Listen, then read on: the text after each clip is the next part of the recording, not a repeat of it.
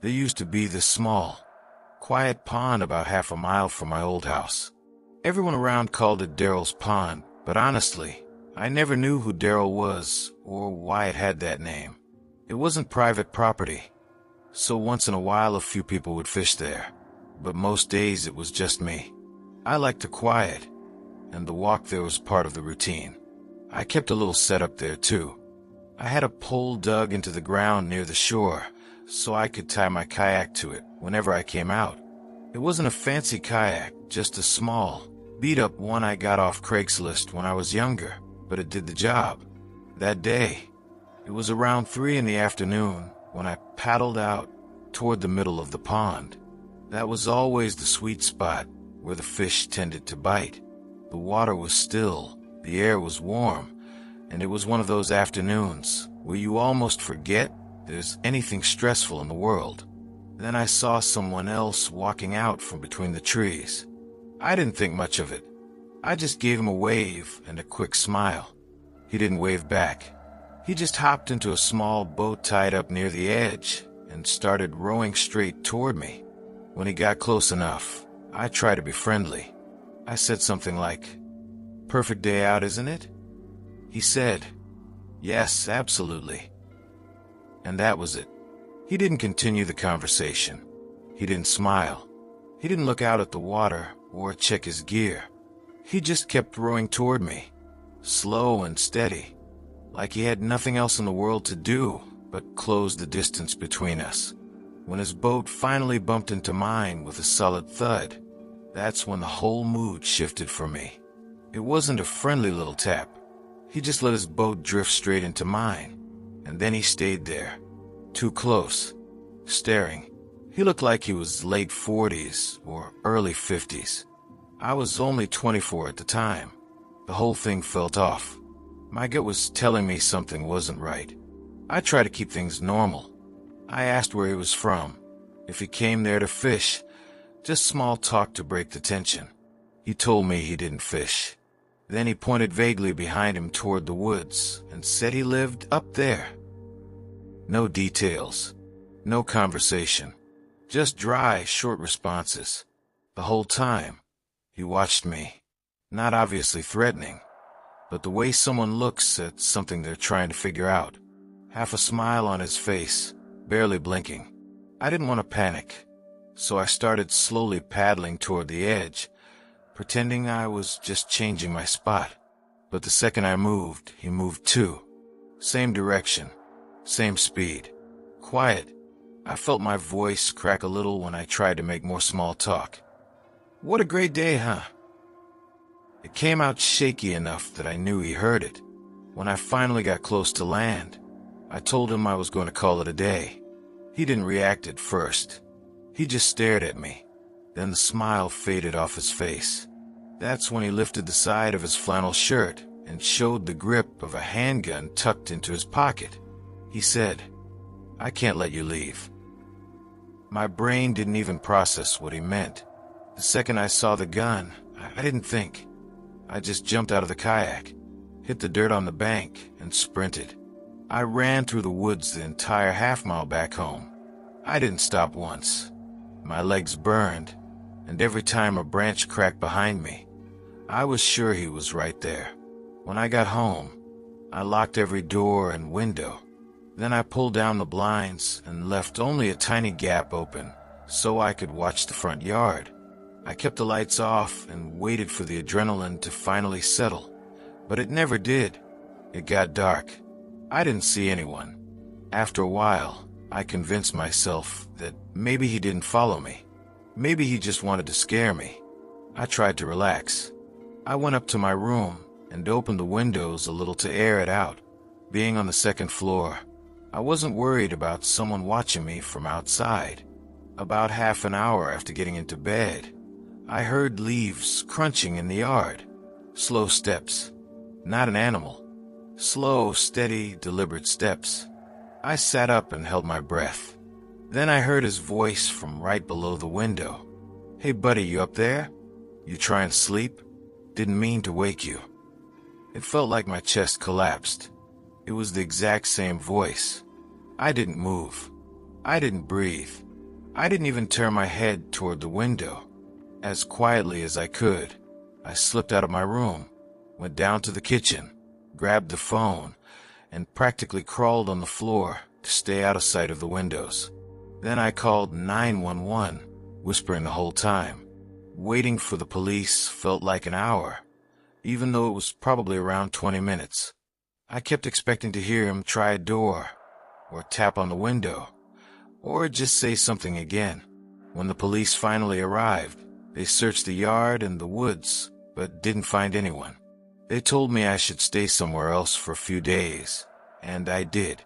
I never saw the man again, but I moved out of that house a month later. I couldn't shake the feeling of being watched every time I looked at a window. I still fish sometimes, but never alone at ponds in the woods.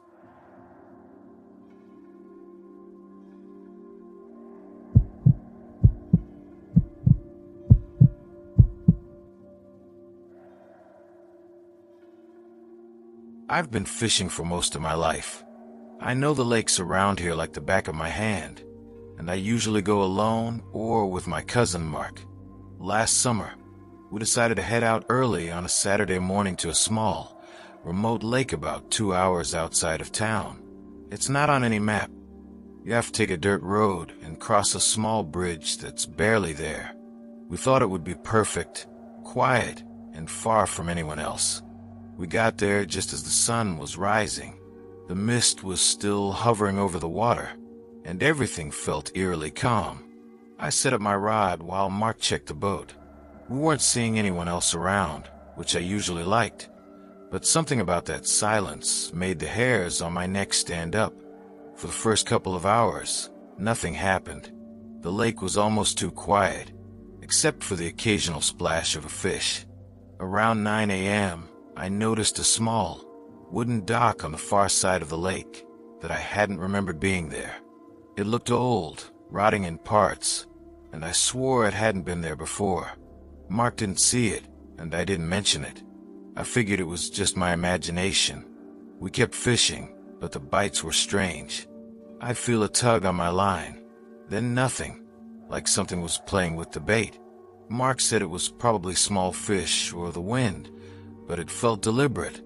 Around noon, we decided to take a break and have lunch on the boat.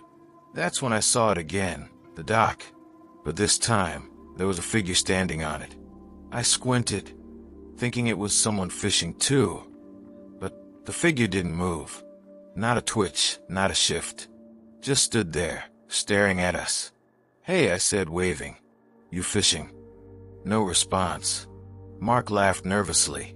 "Probably a hunter or something," he said, but his voice sounded shaky even to me. I felt a chill run down my spine. I wanted to turn the boat around, go back, but I didn't want to look scared in front of Mark. I cast my line again, hoping I was just imagining things. Then I felt a massive tug, not the kind you get from a fish, but something strong, pulling the line hard. I braced myself, trying to reel it in. The line snapped. My rod went flying across the boat. Mark cursed loudly, and I looked back at the dock. The figure was gone. We decided we'd had enough. As we started the motor, I noticed ripples moving toward us from the far side of the lake. Not the usual ripple of fish, but something larger, moving in a straight line. I asked Mark if he saw it. He didn't say anything. He was staring at me, white-faced. The ripples got closer. Then I saw it break the surface. A dark, humanoid shape, more massive than any man could be. Its outline blurry in the mist. I yelled at Mark to start the motor faster. The thing didn't move the way a normal animal would, but it followed us, keeping pace perfectly. By the time we got near the dock we'd crossed earlier, the thing disappeared. No splash, no wake. Just gone. My heart was racing, and Mark wasn't saying anything. Neither of us spoke for the rest of the ride back to the main road. When we got to the parking lot, I looked back at the lake. The dock was gone, like it had never been there. Mark swore he didn't see it either, which only made me more uneasy. We never went back. Friends teased us. saying we were just scared of the wilderness or making up a story. But I know what I saw. That lake isn't just quiet. It's alive in ways that don't make sense. And I'll never go fishing there again.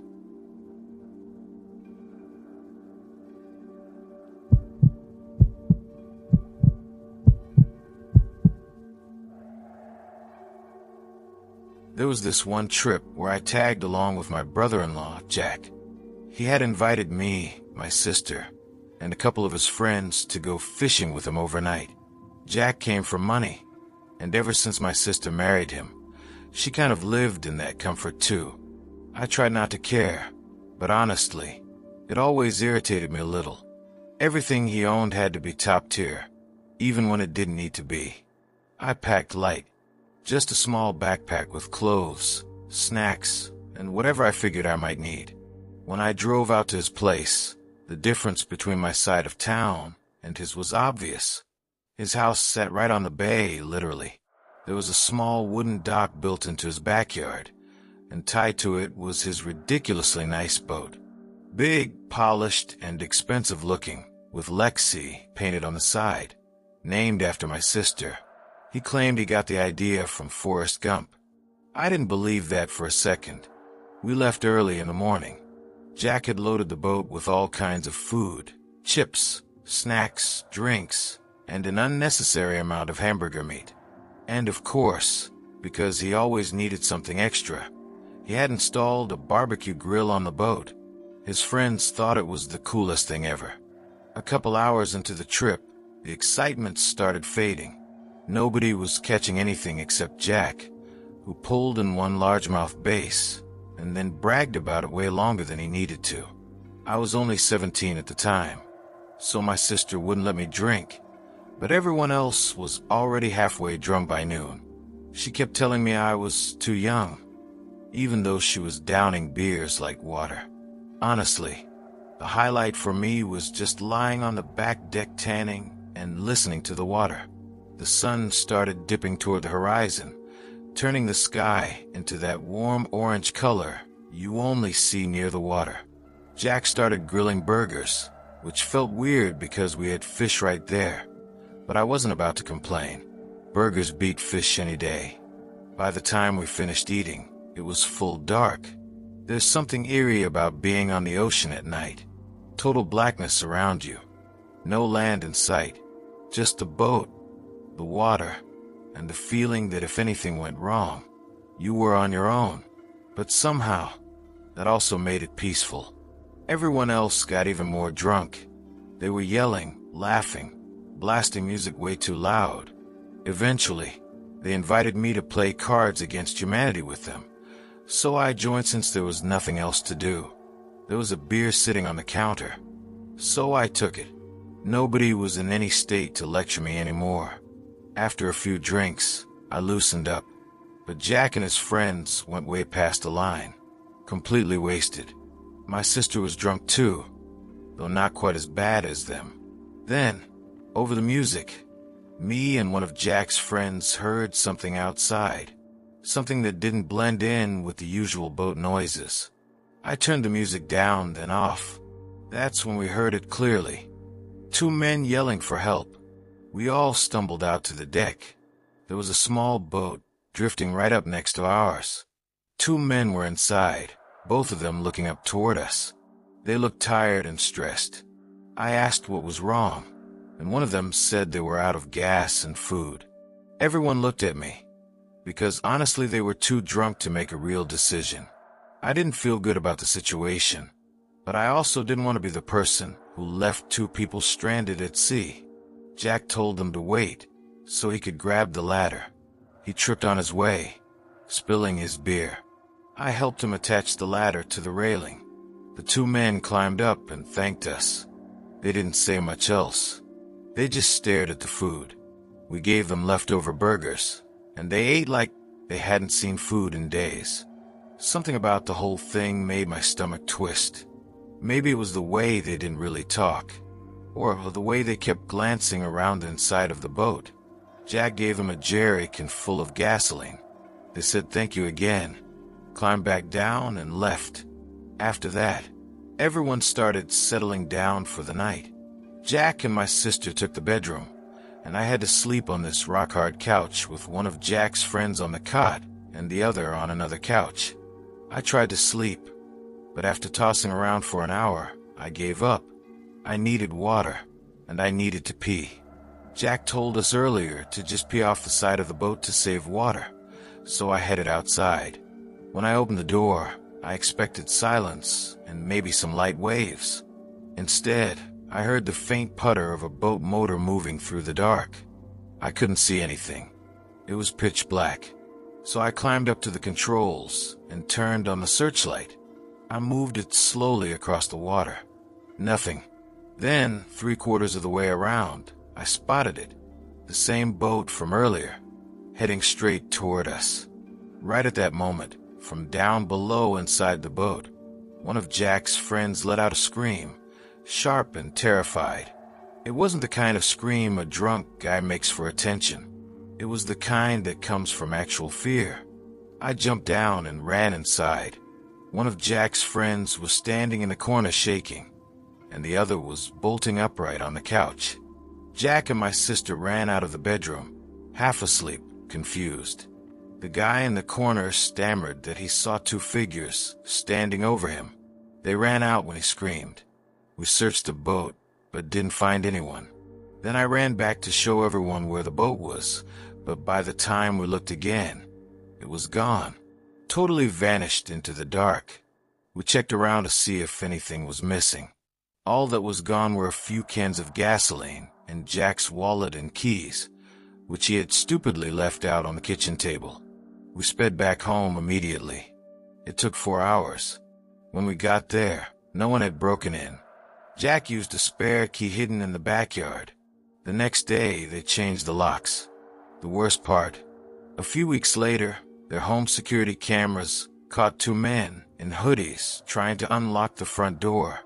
They couldn't get in and ran off. We're almost certain it was the same 2 men.